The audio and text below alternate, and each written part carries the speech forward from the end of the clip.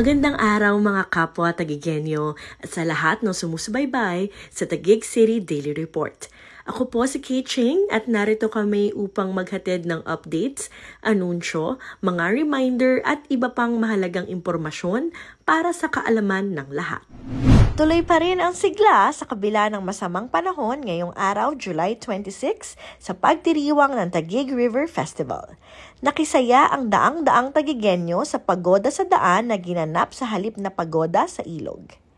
Nakibahagi sina Mayor Lani Cayetano at mga konsehal mula sa una at ikalawang distrito sa pagoda sa daan na umikot sa ilang mga kalye ng probinsyudad. Lumahok ang mga matitingkad na pagoda at mga sasakyan na nilagyan ng mga makukulay na disenyo at bulaklak. Nag-abang din ang mga kalahok sa mga prutas, tsokolate at Taguig River Festival 2023 t-shirts na ipinamahagi ng organizers at ng mga residente sa mga kabahayan na nadaanan ng ruta ng pagoda. Ipinagdiriwang ang Taguig River Festival kasabay ng pista ni Santa Ana na patron ng Taguig. Nananatili itong napakahalagang selebrasyon ng kulturang Tagigenyo. Sinimulan ang parada sa Minor Basilica and Archdiocesan Shrine of St. Anne.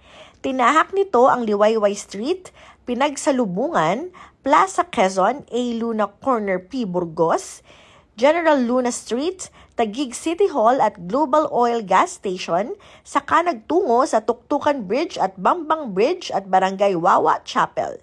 Mula sa Wawa Horseshoe ay bumalik na ito sa Minor Basilica.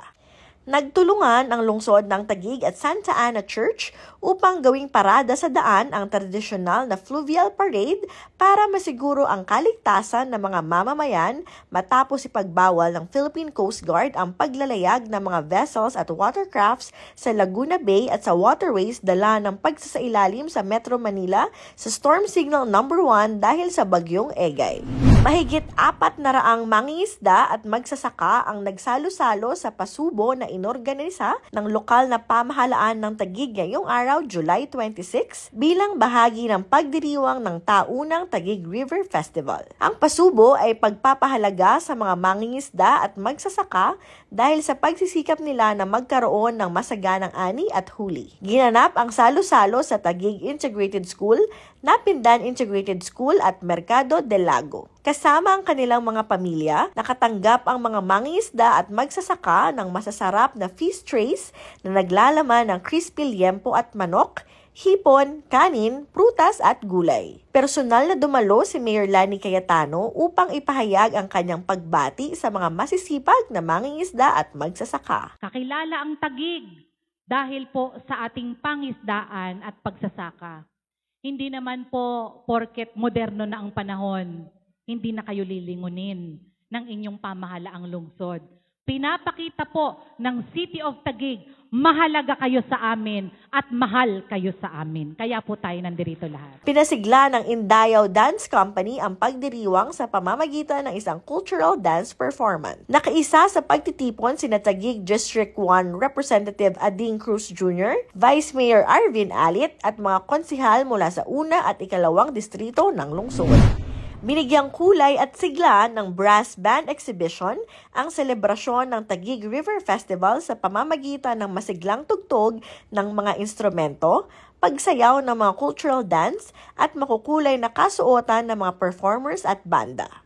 Ang mga Tagigenyong nagtanghal ng kanilang mga talento sa exhibition ay umikot sa poblasyon, sa simbahan ng Santa Ana at sa tulay ng Bambang upang maghatid ng masasayang saliw at indayog na naglalarawan ng diwa ng pagkakaisa at kasiyahan sa paggunita ng kapistahan. Bilang isang transformative city, pinahahalagahan ng lungsod ng Taguig ang mga pagdiriwang tulad ng Taguig River Festival para mas mapayabong ang kultura, tradisyon at kasaysayan ng Taguig. Sa lungsod ng Taguig, prioridad natin ang kaligtasan ng lahat. Para sa agarang aksyon sa anumang sakuna o emergencies, maaaring i-contact ang mga sumusunod na numero. Command Center 02-8789-3200. Taguig Rescue 0919-070-3112. Taguig PNP 02-8642-3582 o 0998-598-7932. Taguig BFP 02-8837-0740, 02-8837-4496 o 0906-211-0919. Para sa mga anunsyo at marami pang latest information mula sa pamahalaang lungsod ng Taguig, maaaring bisitahin ang mga social media platforms nito tulad ng I Love Taguig Facebook page, sa Instagram at Taguig City at sa Twitter at I Love Taguig 1. Muli ako po si Kate Ching at ito ang Taguig City Daily Report.